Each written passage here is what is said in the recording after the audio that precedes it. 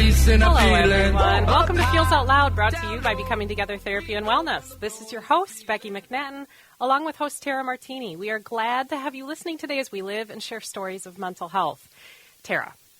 Becky. I have taken a very unscientific poll this last week. Love this. I decided to count one full day, on how many times I was asked the question of how are you? And want to know what it was? Oh my God, my guess would be like 10 times. 30 Holy times. cannoli. Yeah, and it happened everywhere. It happened in the checkout line. It happened in an elevator. It happened all through my workday. I passed two different people in a hallway, and some of the people that asked, how are you, were total strangers. Really? Yeah. And I'm pretty sure that it's rooted in kindness. Mm-hmm. We humans, I believe, care about each other, and we are socially curious beings. So I get why we might be interested in saying hello to people and asking questions, but this phrase, along with others, seems to be so chronic and chronically used that I don't really get what it means anymore. And if we consider it a social pleasantry, why don't we just say hello then? In my recent week, as I started doing this poll, I also noticed this happening all sorts of times around me. We respond with things like, I'm fine, I'm okay, pretty good, oh, you know, all right. Yeah, very prescribed answers. Yeah, and what do these phrases even mean? And then, Tara, we ask it back. Like, immediately. I asked it back, seriously. Which is what? so sad. I even said, like, why am I doing this? And after one exchange, I got into my car, and I kid you not, I got mad at myself because I had been having an incredible day so far. I got awesome news on something. I was really excited about another thing I was planning, and I had had a really kind text from a friend that morning, and when the person said, how are you? I said, without even thinking, not bad. I said not bad. When I could have said countless other things that would have highlighted my cool moments. Why do you think you did that? It got me pondering the concept of how are you so deeply because I don't know. Right. And then the impact of this. When we see people in passing, we don't think twice about asking it. It just comes out. Mm-hmm. And it has made me question, do we actually mean it? So thoughts on this? Oh, one, I think we've been so programmed to do this, which is why, like you said, like you are a wordsmith, you are a lover of language. So for Becky, for you to say, like, not bad, which didn't match your insides is very profound to me. Mm-hmm. I think it honestly is just we are programmed. It is something now with that idea of being programmed, then how authentic and genuine are we? Right. When it literally just comes out of our mouth. It also made me think of like when people say, I love you. Right? Mm-hmm. It's so programmed and whatever is. How often do we say that? Like, and really think about what that means. Right. Right. Well, and we do that a lot. Yeah. And then in addition to the inconsequential nature of the phrase itself, I've been thinking about the mental health impact of using empty questions like this. As you say, it's sort of just reactionary. We're not thinking about it. And what is the mental health consequence of moments of connection in using this phrase? Well, for sure. And it's that piece of when you're using that phrase is, have you ever, like when someone has said it, I have had a couple of times where I've thought, do you even care? Mm-hmm. Right? Right. Like it just kind of came out of your mouth. Do you even care how I am? And what you're hoping is for one of those prescribed things because God forbid I really tell you how I feel. Yep. Great discussion. I cannot wait to talk more. Right now, we're going to take a short commercial break, but stay tuned as we walk through the emotional impact of empty questions and what you can think about and ask instead. Feels Out Loud. We'll be right back. You don't have nothing to lose.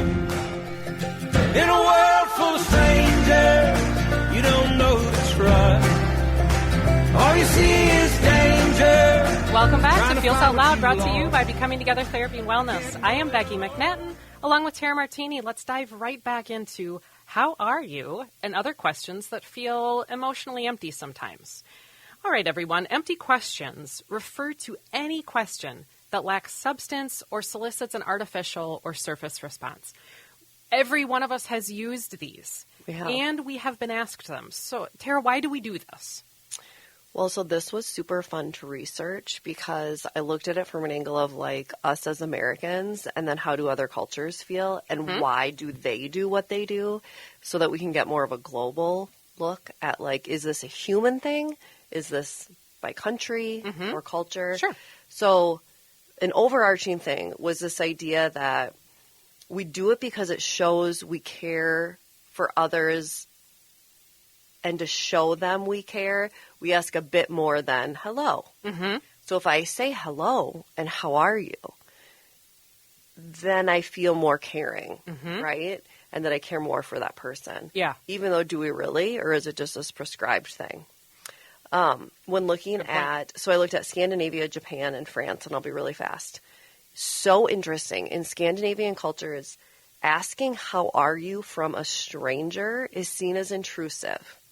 And a simple hello is often preferred, which I kind of As just love. the pleasantry. It's just a greeting. It's just a hello. Because it is true. Like, to a stranger, why would you be like, how are you? Right? Right. In Japan, super interesting. Depending on the social hierarchy, asking about someone's well-being might be considered inappropriate unless there's a close relationship. Again, them honoring that if you're going to go below the surface and ask how a human is doing, that deserves to be a relationship you've already fostered and started, right? Okay. It's unfair if you just ask a stranger. And Yeah. this made so much sense. Yep. In France, where I've applied this to myself because I've spent time there, this quote stuck with me and I love it so much. Fellowship is life. Yeah. If we could just soak Isn't that it in. true? Yep. French people simply don't engage in small talk or long conversations with strangers. So friendships and sharing are seen as much more of an intimate thing. For instance, like in the American culture, so when I spent time there, I remember very quickly I learned. So every morning I'd wake up and I'd see the people on the property and be like, good morning, how are you? Uh-huh. And I went to a dinner party and one of my, like, probably the fifth question I asked is like, so what do you do for a living?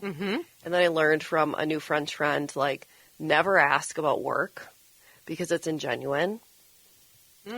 And then 2, don't have small talk because it just seems shallow, right? Like, do you really care? Yeah. Where you're going to leave those questions for people that you have a close connection with, which I was like mind blowing.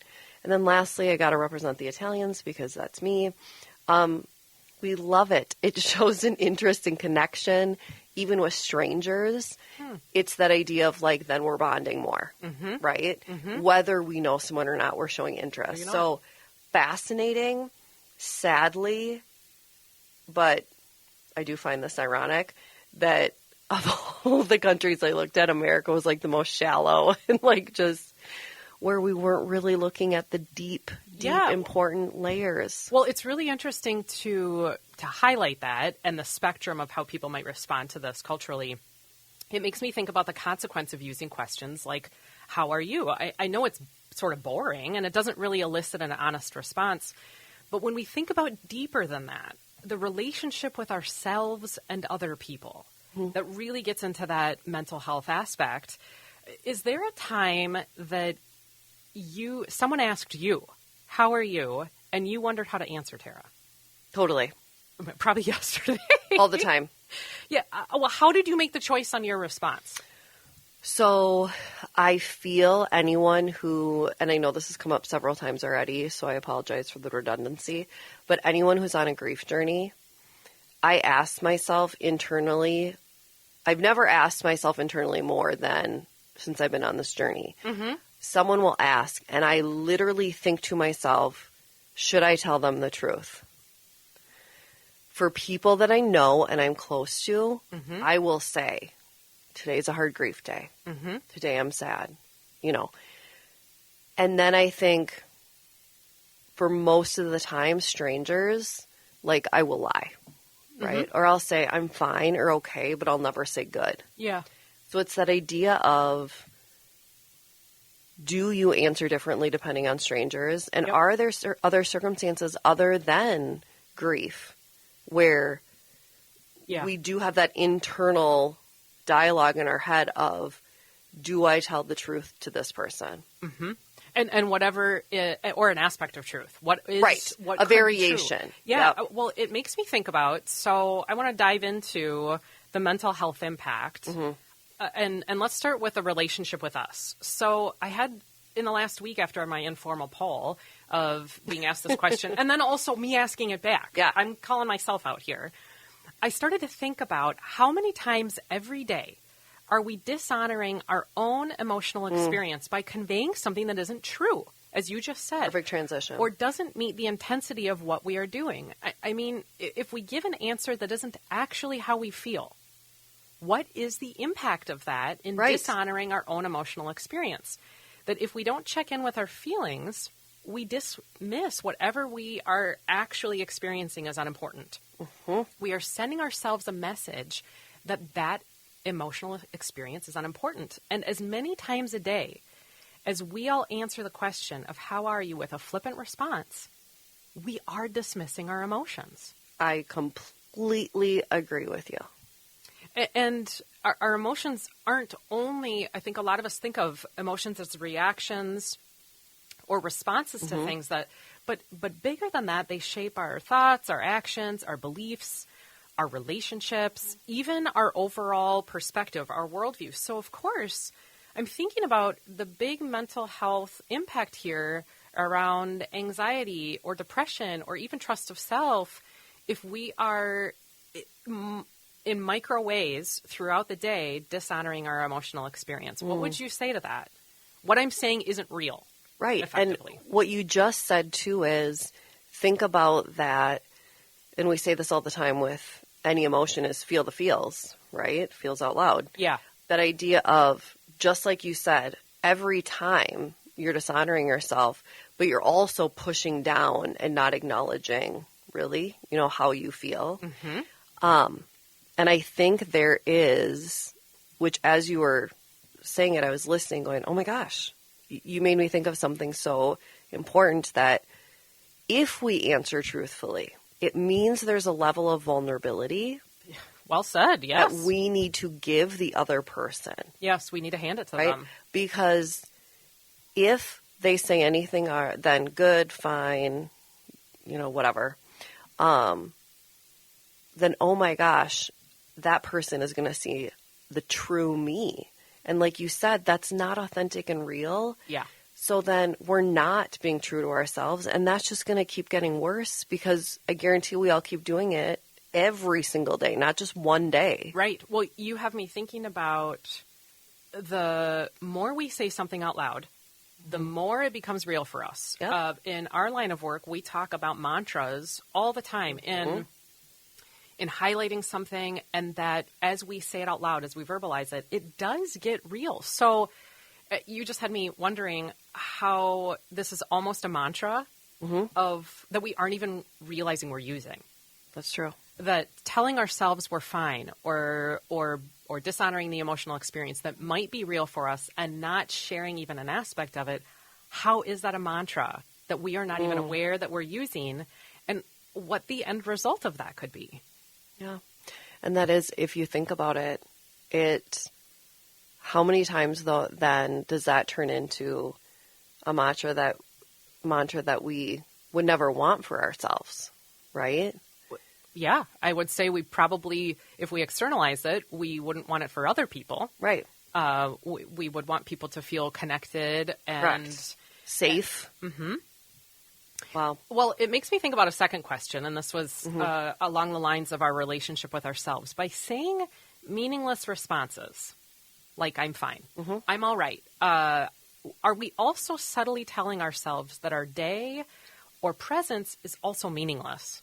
Oh, Without thinking about it. And does that, just like you said, it almost then, if we're not true to ourselves, are we then just going through this mundane schedule every single day that's very prescribed because we are never being true to ourselves? Yeah, I believe, and I think you believe this too, Tara, that people want to matter to others around them And one could make a solid case that if someone is asking us about how we are, that they might be interested in the answer. We don't know. We need to assess We hope. that.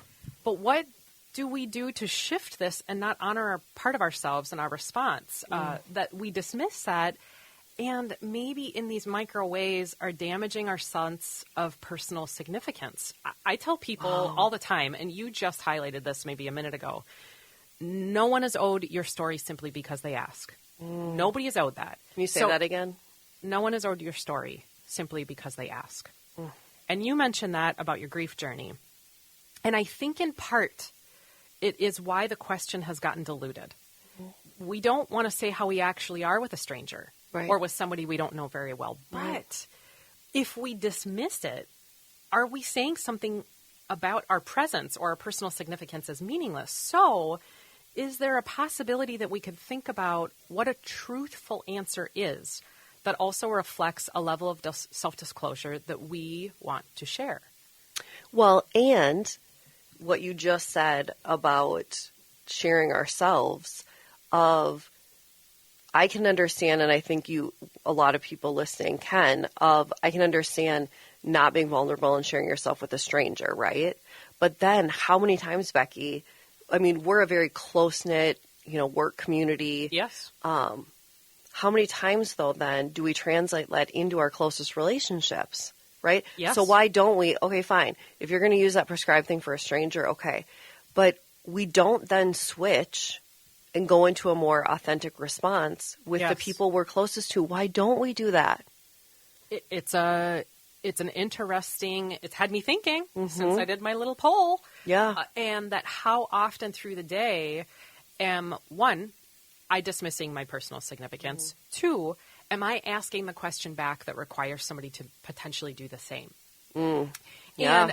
And are there facets of the real experience for us that we're willing to share? And it had me thinking about a long time ago.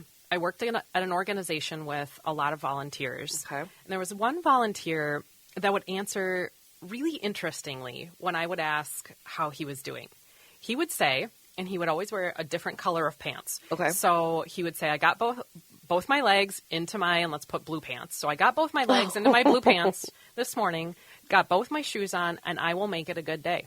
Aww. So that answer, and I'm using this as an example because that answer didn't tell me a ton of things. Right.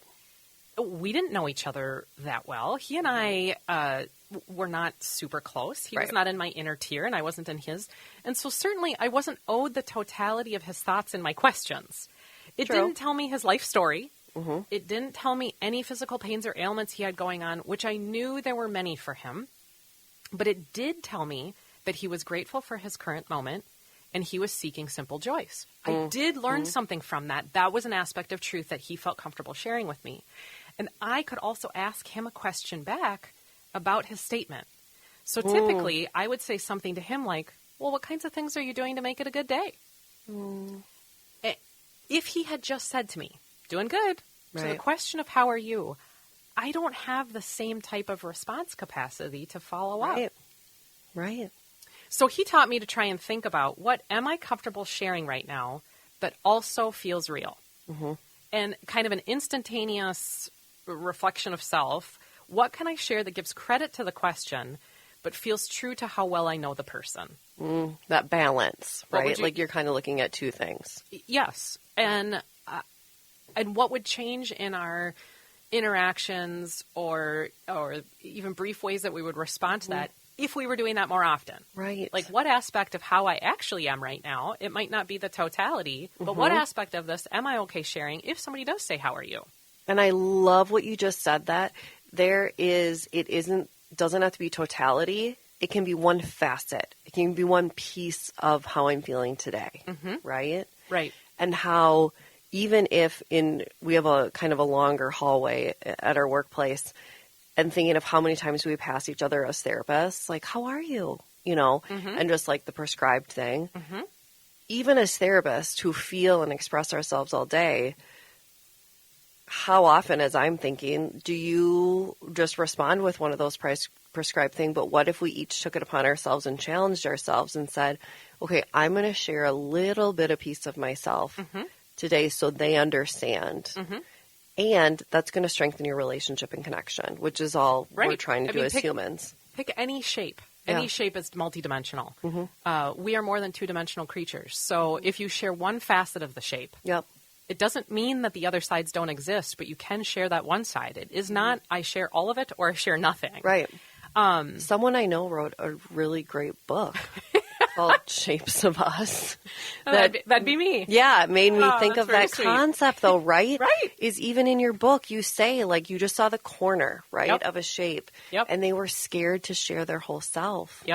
And then, in the end, you create this beautiful thing because when the bits and pieces are all shared, only then do we create something beautiful. Well, that's a great transition to this third question of the third component on the impact or the consequence of personal mental health is, what does your response do to contribute to your own energy level, emotional invalidation, or even your sense of self? When we invalidate ourselves, even in these subtle ways, as you and I are talking about, we downplay our life experiences as if others don't want to know them. And we actually send messages to ourselves about our worth. We are making assumptions about what other people want to know or don't want to know. And I know it sounds tiny. Everybody, but hear me out, that each of these moments tells us something about emotional space we get to take up in the lives of other people. I love what you just said. We tell ourselves so frequently that we shouldn't burden people with our feelings and life moments, even when people ask for them. Oh my gosh. Think about that and how it applies to therapy. Even when your therapist says it, how many of our clients, or we as clients, because everybody should have a therapist, how many times do I not answer authentically because it's like, ugh, or also, do I want to go there today? Do I want to? Yes. Do I want to investigate that part of myself? When you're in a therapeutic environment where you're supposed to go back and forth. Yes. And that just it's going to make me think today with all my clients of, are they responding in a way, why are they responding that way? Yeah, and how often, without maybe even thinking about it, when someone asks us, how are you, that we are automatically responding with, you don't actually want to know who I am, so I'm not going to tell you. Yes. That we are... What would change if we heard that from maybe they're asking because they do actually want to know. And what part of that am I willing to share, as we just talked about that. But that I get to take up emotional space. And you're deserving of it. Yes. And when I think about my own response to how are you, I said, not bad. When I actually was really great that day. You were freaking fantastic. Yeah, so... if we use negative words, do we feel more negative? And the answer is absolutely yes. Research in psychology has found that the use of negative words releases stress hormones in our brains. Using negative words repeatedly can cause long-term impact on anxiety. So if we answer, how are you, with things that are negative, we reinforce that stress response constantly in our brains. And that's mind-blowing. Yes. So in me saying not bad, in that moment, I did about 50 different things to minimize my worth, invalidate my experience, tell myself that the other person didn't want to hear what I had to say, didn't honor my real and true emotional experience of being great, and I said it negatively, and did that probably all day long. Well, and you also, then the more you were negative, right? The research that you just backed it up. And two, then you can look at it from the perspective of, were you even being truthful then to that person? And it's not that you were lying, right, intentionally. Right. But you weren't even sharing any semblance of truth. No.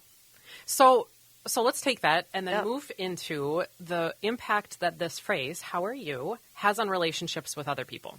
So I said this at the beginning. I believe we are all trying to connect on even basic levels. Oh, 100%. As humans, we are. But this question has been so watered down that can actually have the opposite effect. It can send a message that we didn't think about a question that we wanted to ask the person to begin with. So as you said in our first segment, filler. It's a habitual reaction. Oh, yeah. it seems like we aren't listening. The kind of, I don't know, I don't really care. You said this. I don't really care, but society makes me feel like I should ask you anyway. And so, what would you say about that in the feeling like we aren't listening? Right. And and two, it is so easy to not listen if you know what's going to happen, right? If you know the person's going to be like, hey, how are you? Right? It's like, okay, fine. So the person, one, it's like, do you even care? But two, if I take the time to respond, how is that going to be received, right? Because you're catching a lot of people off guard if you respond in an authentic way. In an authentic way. And we probably are scared to do this when you mentioned vulnerability a couple minutes ago, because how many times have you been answered or been asked the question and the person didn't even stay long enough to hear an answer? And they're like walking away as you're answering, even if it's just the word good, right? Yes. So sad. That I think every one of us has probably an experience of that question with the other person asking it and just continuing to move. Yep. Or they're doing it and they're actively doing another thing. So we're reading into, I'm not really hearing you. I'm not really listening. And then I'm not really caring, right? Like, then I feel like the way I'm receiving it is you don't genuinely care about me. Yeah. And it comes across certainly insincere. Yep. Definitely comes across invalidating. And I'm thinking about from a spot of having asked it myself. I'm just going to call myself out here very quickly. Love that. When we ask it, maybe we have our own frustration or irritability because we didn't want the answer. And we didn't have time. This just happened yesterday. And so we really do need to consider if am I in a place to hear an authentic answer, perhaps I shouldn't ask a question I don't want an answer to, but I have to hold myself accountable to that. But you made a really good point like 15 seconds ago about honoring, but also like, do I have time? Yeah. Right? Yes. And that's a huge piece. I was at the dollar store yesterday. Yes. Love the dollar store. And I had been killing time before an appointment and then had timed it perfectly, right? I'm going to check out and then I'm going to make it on time. I asked the cashier, hi, how are you today? And it created a 6 to 10 minute response from her. Yes. And I learned, I think 75% of her life story. I was late for the appointment and I left annoyed. Yeah. And I thought to myself, why am I annoyed? Because she answered my question. She answered your question. She just didn't answer it in a way I had time for. Yes. So why did I ask it? Yes. And it makes me think about, well, then we're contributing to the watering down of the question. For sure. You and I are calling ourselves out here. That the mental health impact, we need to think about ahead of time. What do I actually want to know? Do I really just want to have said hello? Then just say hello. Yeah. And is what I want to know answered by how are you? Is there a more effective question? And was where the question got asked, really thinking about the context of where we're asking the question, was where the question got asked a place that would be conducive to someone even sharing an answer? Oh, that's a really good point. Just location. Just location. Wow. Am I asking somebody in a hallway or at a sink or in an elevator? Or is the spot where I'm asking the question, is it when I want to know, is that actually answered by how are you? Is there a more effective question? And then where am I? Is this a question to even ask right now? Right. Because it has me thinking about, it doesn't need to be a tossable question. How are you doesn't need to be a tossable question. I actually think it's a very sacred question. I think it is. It's just overused. Yeah, if we really do want an answer, and if we want to be compassionate, you and I have talked about what can we do? If we want to consider this a really good question, how do we contribute to not watering it down? So it's on both the side of asking it. It's also on the side of answering it. And I was thinking about one thing we can do is check in with ourselves through the day and ask ourselves, how am I? in the moment. Yeah. If someone asked me right now, what would I say? What would you say? And then until my next response or my next question, use that response. So you ask me, what would I say right now? I'd say, like, I'm pretty inspired. I feel pretty great. If I've checked in with myself about how am I, use that response until you ask yourself again, how am I right now? And maybe just check in with yourself a few times during the day. Use that as a response. It's a great tip. Pause before you answer and think about what's real. Can everybody just do that about every aspect in life? During a conflict, during small talk, during anything, just pause and think about what is real. Yes. And then on that, when you just said pause and ask what's real, offer a detail about it. Just a simple one that demonstrates what is influencing how you are. I'm going to say that again. Demonstrate what is influencing how you are. So if someone says, how are you? Say, I'm pretty good. Okay, that's fine. Say, I'm pretty good. I just finished sending out 8 different emails that I had really wanted to get done, and it feels like a huge relief. Girl, love this. Because love it. And then you're sharing a little bit of yourself. I'm sharing what's true. Yeah. I'm sharing what I did. I might also, totally honest, be feeling completely depleted and hateful of everybody around me. Yeah, girl. But I don't have to share that, and that doesn't mean it's not real. It doesn't mean that this also still isn't true. Right. I can say, I'm pretty good. But then giving somebody something to ask me a real follow-up question about. Yep. The other thing is ask a different question in response. If someone said, how are you? Make a personal commitment today, everybody. Avoid regurgitating this same thing and start something new. Don't just say, how are you? Back. See something around you and ask something that wouldn't get an automatic response. Surprise somebody. Ask, like, how would you describe your moment right now? What new thing has been part of your day today? Tell me something exciting about you right now. Tell me about your moment. I say that a lot. Tell me about your moment. Oh, I say to people, instead of how are you, I say to all my clients and some friends, I say, how are you right now? In this moment, how are you right now? And that allows a lot of clients to be able to go, wow, because if you ask me, how are you? They are so overwhelmed sitting on that couch. But if you just say, how are you right now? How are you right? Yes, because it gives them also a context. Yes. Of okay, how am I feeling? Body or self-check. Yeah. In what way? Right. You're saying this moment. Yep. Yeah. Well, it makes me think about. I was recently in a parking ramp. I was paying the attendant who said to me, how are you today? This was actually after my informal poll. Okay. And I said, so I'm trying to respond with what's true. I'm challenging myself to all the things you and I've talked about. I said, I'm very inspired right now, just like what I actually said to you a second ago. I just had an amazing conversation, is what I said. And then I said, what has inspired you today? Okay, hold the phone. That's what I said back. Hang on. What did her nonverbals convey when you said, what has inspired you today? Her eyes got huge. Right?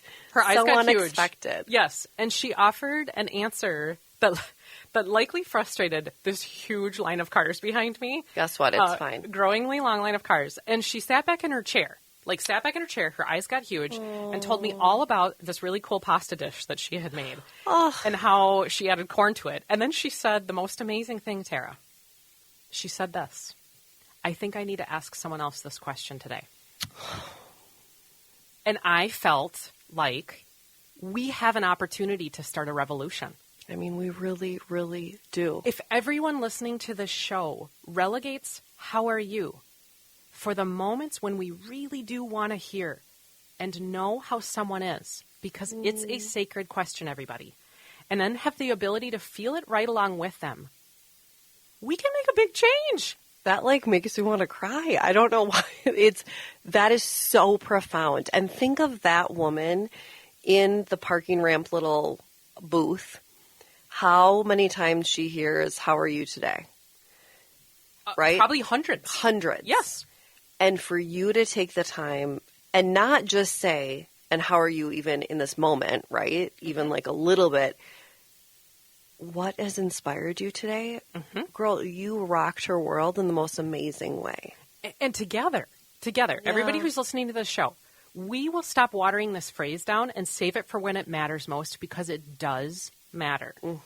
And for the times that we use it out of habit or not knowing what else to say, we can collectively commit right now to trying to say something else. I love this. We will all say together that we want more from connection, and so we promise to show up differently on our side with what we ask the world around us. So I'm thinking about, like, first, if we ask the question, how are you? Listen for the answer. And really listen. And show them that you care and are listening. Yes. This is to put you on the spot, because this is nowhere in the plan for what we're going to talk about today. But you ask an incredible question instead of how are you. You use it all the time in the office. Okay. What color is your world today? Oh, I do. Girl. What color is your world? So amazing. In asking people to consider their life as metaphor frequently, they get to decide whatever color means something to them. Yeah. But it is a way to get at this idea of sharing of ourselves without having to be verbally vulnerable. Right.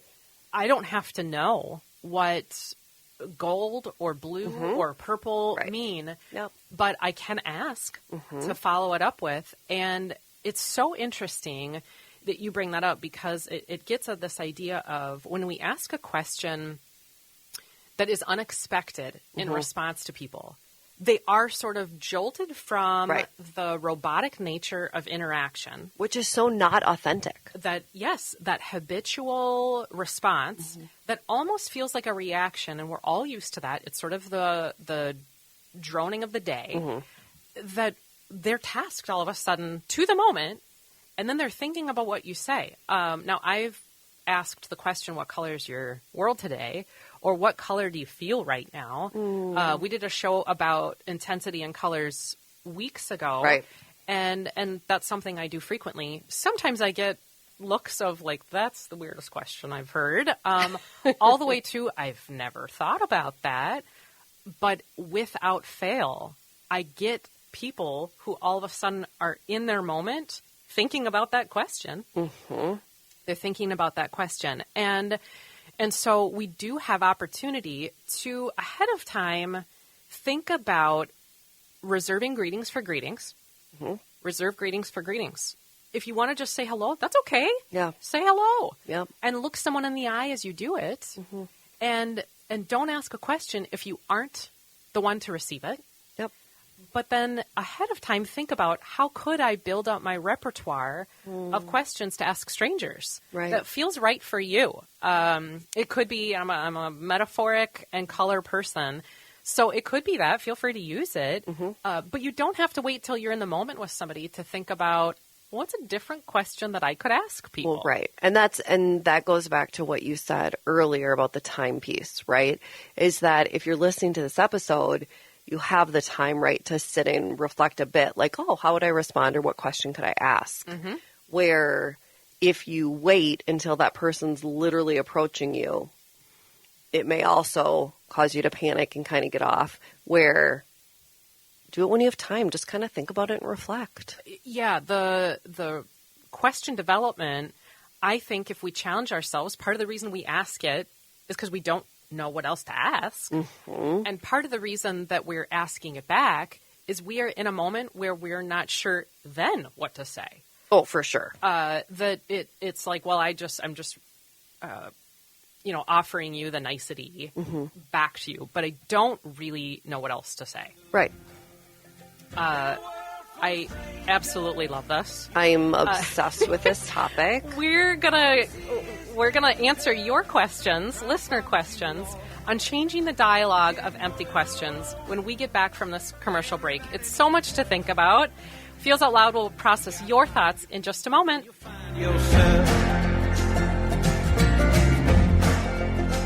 gotta find people.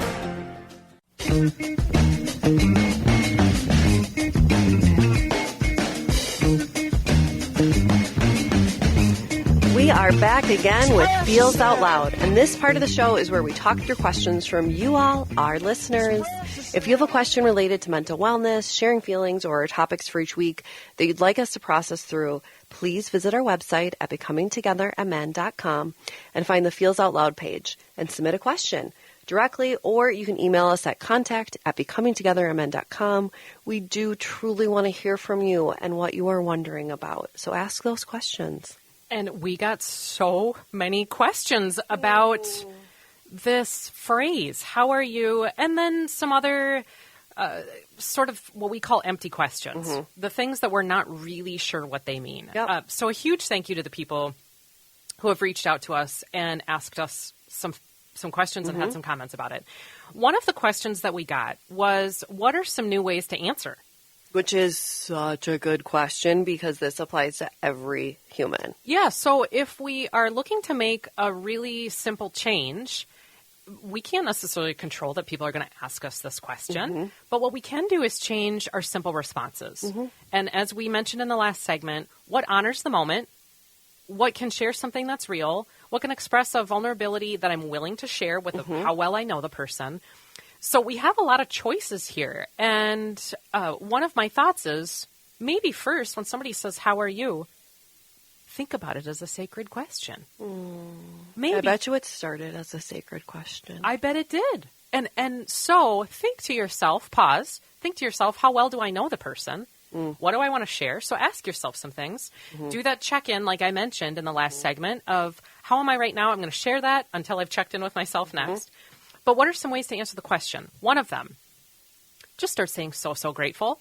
If you mean it. If you mean it. And if we look at that saying negative words has negative impact on us, what changes in your sense of self, in your experience of worth, if what you start to do every day on a very micro level is say, I'm not going to reinforce negativity in my life. No. If I already get enough, which, hey, everybody, we do. Yeah. We do. Yep. And we're going to listen to other people answer this in an entirely negative way, but we can choose not to, and we can say, I already get that enough of the time. I'm not going to reinforce it. So grateful. You give somebody an opportunity then to say, about what? Or, yeah, you do. Any adjective. Respond with any adjective, a descriptor of your day. Good actually really isn't a descriptor. I was just going to say maybe other than good or fine. You know, so you mentioned in the last segment a color. Right. That's a descriptor. Yep. Well, it's a blue day. How are you today? Feeling purple. Yep. Take any descriptor and then describe that about your day.